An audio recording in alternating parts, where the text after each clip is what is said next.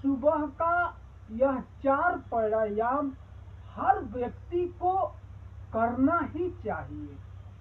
जब सुबह आप प्राणायाम करते हैं तो आपके स्थूल शरीर, सूक्ष्म शरीर और कारण शरीर, इन तीनों शरीरों का बैलेंस बराबर हो जाता है। इन तीनों शरीरों का आपस में कनेक्टिविटी एक हो जाता है। इन तीनों शरीरों की कार्य करने की जो क्षमता है वह बढ़ जाता है। अब आप पूछेंगे कि 3 शरीर कौन कौन सा होता है, तो यह जो दिख रहा है इसको कहते हैं स्थूल शरीर, और जो इसके बाद नहीं दिख रहा है उसको कहते हैं सूक्ष्म शरीर। उसके बाद एक तो और शरीर है जिसको कहते हैं कारण शरीर। एक शरीर में 3 शरीर होते हैं। जो दिखता है वह स्थूल शरीर है, उसके बाद से सूक्ष्म शरीर है, उसके बाद से कारण शरीर है। इन तीनों शरीरों को मिला करके यह एक शरीर है, और यह एक शरीर इन तीनों शरीरों से मिल करके बना है। स्थूल शरीर जिसका आप परीक्षण कर सकते हैं, पैथोलॉजी में जाकर के आप जांच करवा सकते हैं स्थूल शरीर में कौन से अंग किस तरह से काम कर रहे हैं, इसका परीक्षण करवा करके इसकी आप अस्थायी रूप से देख सकते हैं।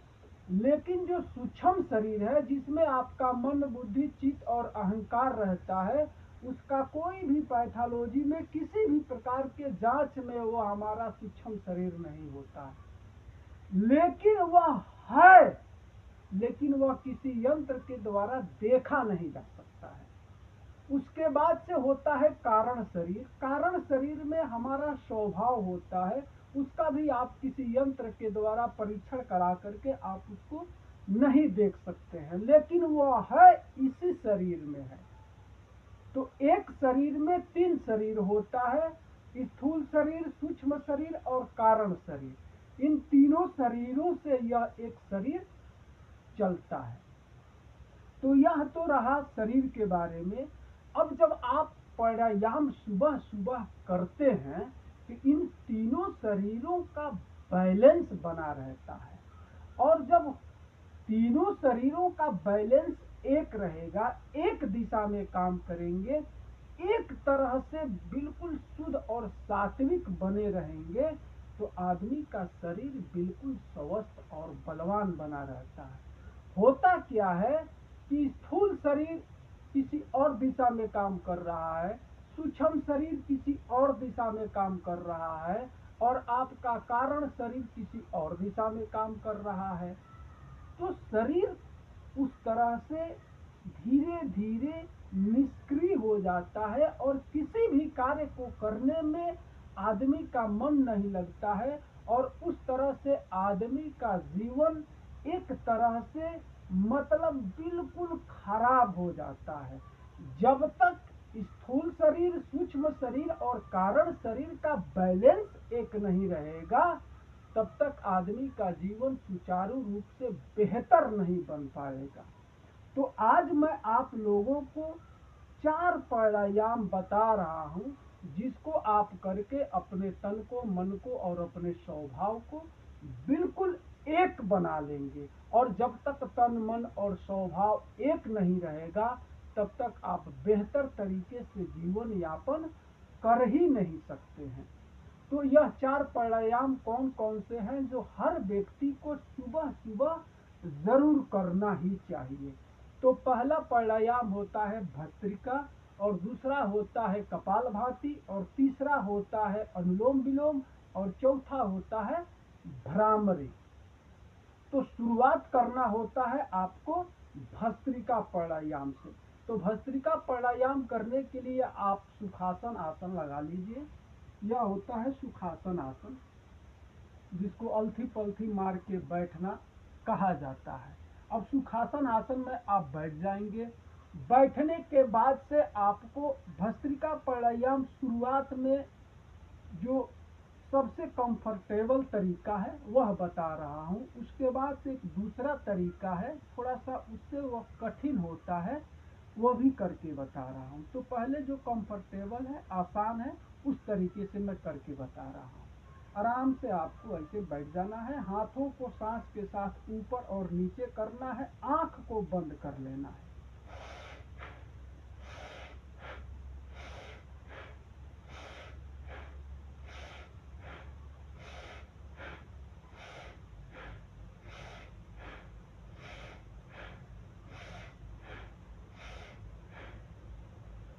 इसको करने के बाद से आपको क्या करना है, आराम से दूसरे पोजीशन में हाथ को इस मुद्रा में ला करके और आंखों को बंद करके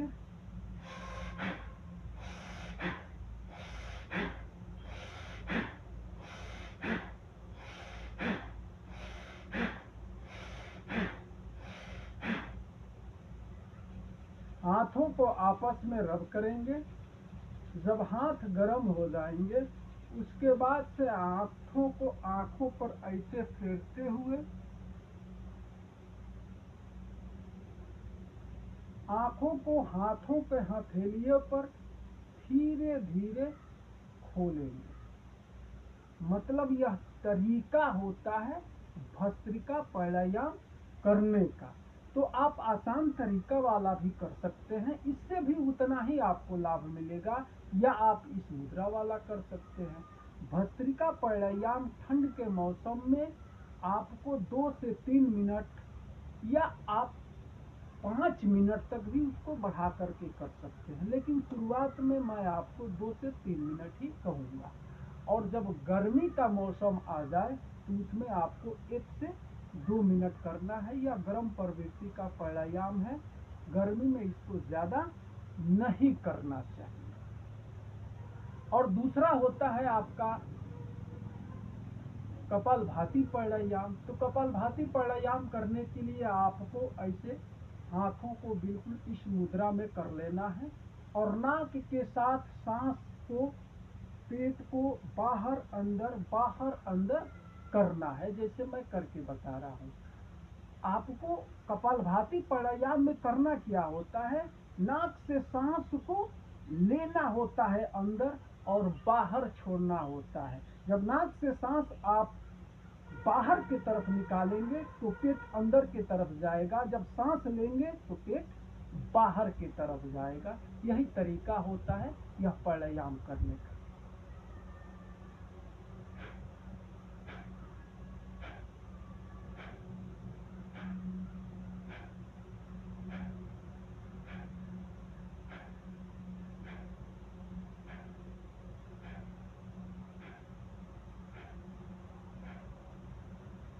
हाथों को आपस में रब करेंगे। जब हाथ गर्म हो जाएंगे तो फिर हाथों को ऐसे आंखों पर फेरते हुए आंखों को सीधे हाथों के हथेलिए पर ऐसे धीरे धीरे खोलेंगे। यह प्रोसेस होता है आपका प्राणायाम करने का। इसको आप कम से कम 2 मिनट और ज्यादा से ज्यादा 5, 10, 15, 20 मिनट तक आप कर सकते हैं। जितना ज्यादा करेंगे उतना ही ज्यादा इसका लाभ मिलेगा। अब तीसरा आपको क्या करना है, अनुलोम विलोम। अनुलोम विलोम करने के लिए आपको बाएं नाक से सांस को लेना है और सांस को होल्ड करके रखना है। उसके बाद से दाहिने नाक से सांस को बाहर निकालना है, फिर सांस को होल्ड करके रखना है, फिर दाहिने नाक से सांस को लेना है, फिर सांस को होल्ड करके रखना है, फिर बाएं नाक से सांस को बाहर निकालना है। यानी सीधा समझिए, बाएं नाक से सांस को लेना है, दाहिने नाक से सांस को बाहर निकालना है, फिर दाहिने नाक से सांस को लेना है और बाएं नाक से सांस को बाहर निकालना है। लेकिन सांस को बाहर निकालेंगे तब भी थोड़ा सा सांस को होल्ड रखेंगे और फिर अंदर लेंगे तब भी थोड़ा सा होल्ड करेंगे, फिर बाहर निकालेंगे तो होल्ड करेंगे, फिर सांस छोड़ेंगे। यह तरीका होता है अनुलोम विलोम प्राणायाम करने का। तो करना क्या है, आपको अपने हाथों को इस मुद्रा में लेकर के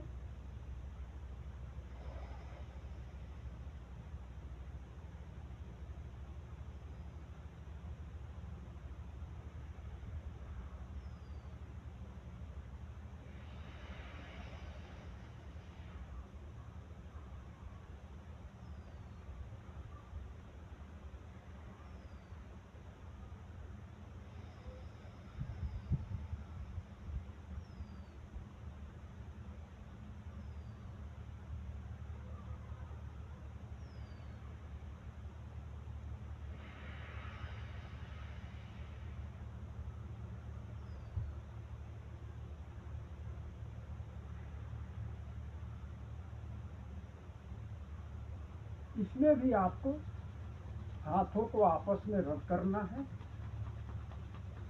हाथ जब गर्म हो जाएंगे तो इसे आंखों पर फेरते हुए आंखों को बिल्कुल हाथों के सामने हथेलियों पर खोलना है। इसको आप कम से कम 5 मिनट, ज्यादा से ज्यादा 10, 15, 20, 30 मिनट तक आप करेंगे। जितना ज्यादा करेंगे उतना ही ज्यादा आपको इसका लाभ मिलेगा। चौथा आपको क्या करना है? चौथा आपको करना है भ्रामरी प्राणायाम। भ्रामरी प्राणायाम करने का मुद्रा यह होता है ऐसे,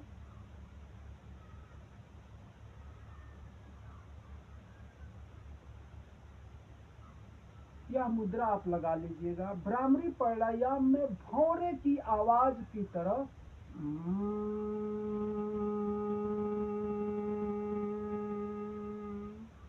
यानी म की आवाज को अंदर ही मस्तिष्क से आपको निकालना है लंबा। इसको कहते हैं भ्रामरी प्राणायाम। यह भौरे से लिया हुआ प्राणायाम है। तो मैं आपको करके बता रहा हूं।